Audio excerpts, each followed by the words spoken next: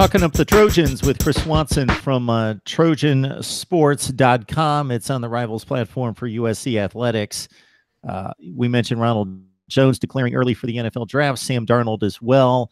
In looking at the personnel on both sides of the ball and who's going to be lost and expected to be lost to the NFL draft, whether that be a senior or underclassman, your thoughts about 2018? Obviously, the quarterback has to be found between Sears and Fink and so forth. And then just in regards to maybe some guys that were a bit off the radar that casual fans that caught USC a few times aren't aware of, but need to step in, or you're expecting to be impact players. Yeah, I think it really all revolves around the quarterback. Like you mentioned, that's huge. Sam Darnold is a rare talent and a guy that you don't have, even every few years. So that's going to be the position that everybody's watching. And I think that's going to kind of determine everything.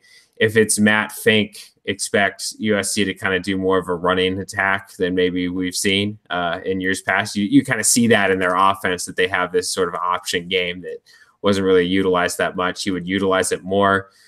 Jack Sears, I think that is kind of like a mini Darnold. He's not that level yet, but you can expect sort of a similar offense to what they're running now. And he's a high-level quarterback and, a guy that everybody expects to be really good. So you'd think in the future that they'd be pretty good with him.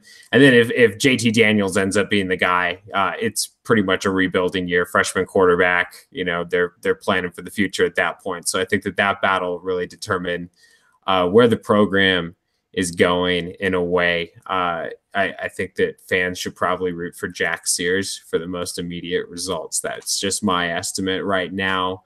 Outside of quarterback, we're still waiting to see where some of these guys going. Obviously, Cam Smith came back on defense, but they lost to Uchenna Nwosu, who is a senior. But so we're going to have to see that linebacking core get a little bit stronger. I think you'll be looking for some of these names: Jordan Iosefa, John Houston, somebody like that probably got some playing time before to step in and do something special. I think if Amon Marshall leaves for the NFL, cornerback is going to be a position to watch for the defense next year as well, obviously, because he's been there forever, been starting forever.